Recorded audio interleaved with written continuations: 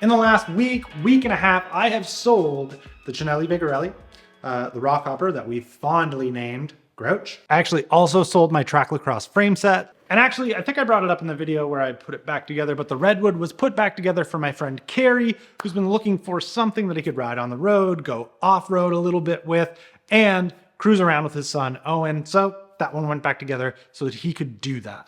So kind of a lot of big bike movement changes happening here in the last very short amount of time.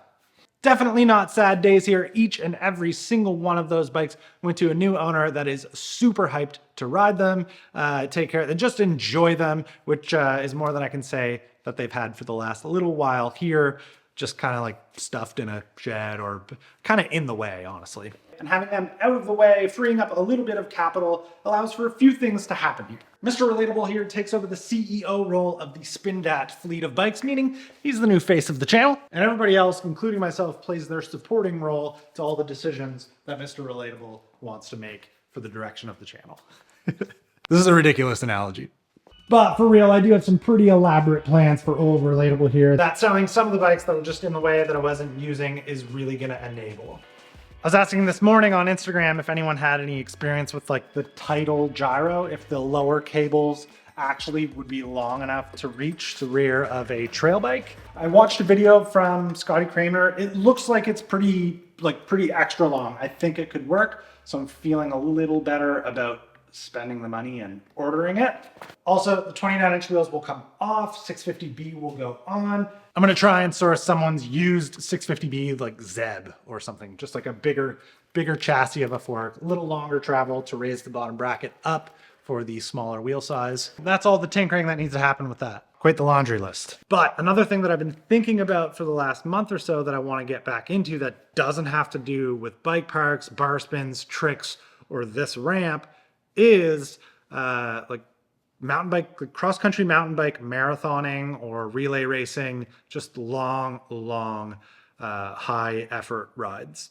So this year, this spring, Joel and I did Paris to Ancaster, and I trained from like December-ish time, this time last year to April to do that race, which was a really fun goal to work towards. And then, you know, getting to see my Toronto friends was also very fun. So I'd like to do that again. Just this year, I want to do it with a cross-country bike, less so a gravel bike. So I'm kind of thinking I might retire fast, Norton, and just take this prototype frame, let it live a life of living on a wall. It's really cool that I get to design a frame and put all these parts back onto my cross-country Schwinn Moab 1 hardtail.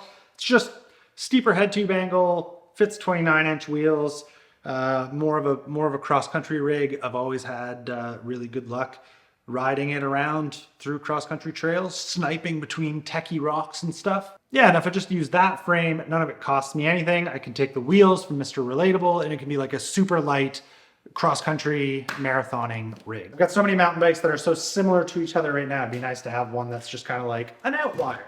And the Fast versus Fun episode didn't do that good anyway, so I kind of just didn't make any more of them.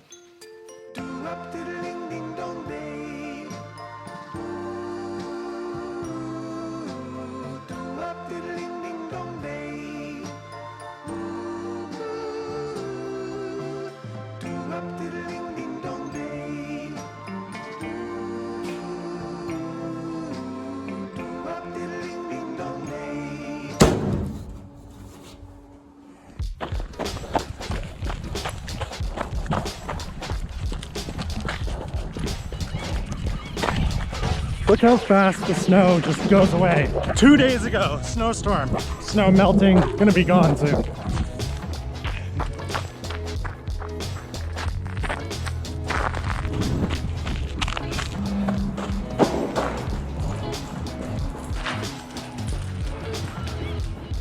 There's 3 events that I want to try and hit. 2 of which I have attempted on this vlog and failed. The other is a 24-hour mountain bike relay race that I'm not entirely sure if I can get a slot on the team yet. The last slot is between me and someone local, Jake, who's likely faster. He's local, rides with the entire team all the time. I don't love my odds, but I'm keeping my hopes up. There's a police line there, and a police officer there just told me I can't go that way.